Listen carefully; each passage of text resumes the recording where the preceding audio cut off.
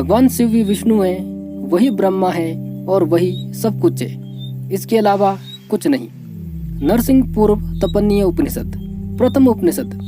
भगवान नरसिम्हा जो आंशिक रूप से मानव और आंशिक रूप से सिंह हैं, रुथा और सत्यों के साथ परब्रह्म के रूप में चमकते हैं, उन्हें नील लोहिता कहा जाता है।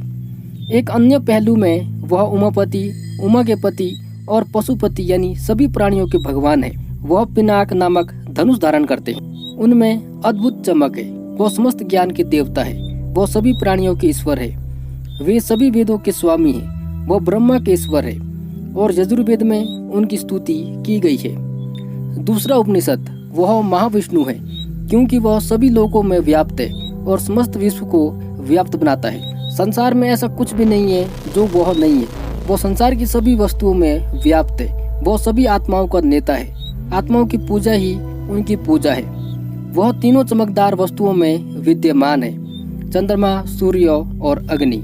ईश्वर गीता के दूसरे अध्याय में भगवान शिव कहते हैं, यह आत्म तत्व जिससे यह शरीर नाना प्रकार की चेष्टाओं को करने में समर्थ है, केवल निर्मल तथा अंतर्मल, काम, क्रोध आदि से रहित होने से शुद्ध, निर्भय होने से सूक्ष्म और जड़ का विकार न होने से सनातन तथा समस्त प्राणियों के अंतकरण में चिन्ह मात्र रूप से स्फुरित होने से एवं प्रकृति से परे होने से, सबका साक्षी, सबका नियामक होने से, इसे अंतर्यामी, समस्त शरीरों में व्यापक होने से पुरुष, सब में क्रियात्मक शक्ति प्रदान करने से प्राण, सबका ईश्वर होने से महेश्वर, सब कार्य जगत का अंत समय में संहार करने से काल तथा समर जगत को अपने में लीन कर लेने से उसे ही अव्यक्त कहते हैं। इस प्रकार वेद आत्मा के स्वरूप को बतलाता है। श्वेताश्वतर में इस प्रकार वेद का आदेश है, एको देव सर्वभूतेषु गूढ़ सर्वव्यापी सर्वभूतांतरात्मा कर्माध्यक्ष सर्वभूतादिवास साक्षी चेता केवल्यो निर्गुणश्च। अर्थात एक ही देव समस्त प्राणियों में व्यापक रूप में छिपा हुआ है, वही समस्त भूतों का अंतरात्मा है, समस्त कर्मों का स्वामी है, सबका साक्षी है, चेतन स्वरूप, केवल और निर्गुण स्वरूप वाला है।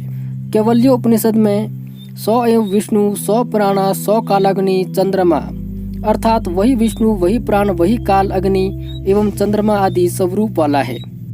वह ईश्वरों का भी ईश्वर होने से महेश्वर कहा जाता है तथा देवताओं का भी देवता होने से उसे परमात्मा कहते हैं। ईश्वर गीता के चौथे अध्याय में भगवान शिव कहते हैं, मैं ही समस्त शक्तियों का आधार तथा प्रवर्तक और निर्वर्तक हूँ। अमृत पद मोक्ष का निधान अर्थात मूल स्थान हूँ। उन संपूर्ण शक्तियों में से एक शक्ति हमारा आश्रय लेकर तन्मय होकर ब्रह्मा के स्वरूप में सर्व जगत के अंतस्थल में स्थित होकर नाना प्रकार की सृष्टि बनाती है। इससे दूसरी शक्ति विष्णु स्वरूप वाली है जो इस जगत का पालन करती है, जिसे नारायण, जगन्नाथ और जगन्नम भी कहते हैं। हमारे इस जगत के पालन कार्यों में यह शक्ति पूर्ण रूप से समर्थ है। इन दोनों शक्तियों से भिन्न तीसरी एक महान शक्ति है जो अंत समय में समस्त जगत को नाश कर देती है।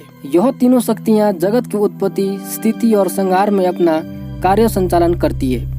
ईश्वर गीता के 7वें अध्याय में भगवान शिव कहते हैं, ब्रह्मा विष्णु आदि से परे सनातन निश्चल अविकारी नित्य आनंद स्वरूप वाला निर्विकल्पात्मक ब्रह्मा का स्वरूप है, वही परम धाम है। वेद वेताओं में स्वयंभू चतुर्मुख ब्रह्मा मैं ही हूँ, मायावियों में सबसे पुरातन देवहारी मैं ही हूँ, योगियों में अव्यय स्वरूप शंभु हूँ, स्त्रियों में भगवती पार्वती हूँ, आदित्यों में विष्णु, वसुओं में पावक हूँ, रुद्रों में शंकर, पक्षियों में गरुड़, गजेंद्रों में ऐरावत तथा शस्त्र धारण करने वालों में रामचंद्र मैं ही हूँ। हर हर महादेव।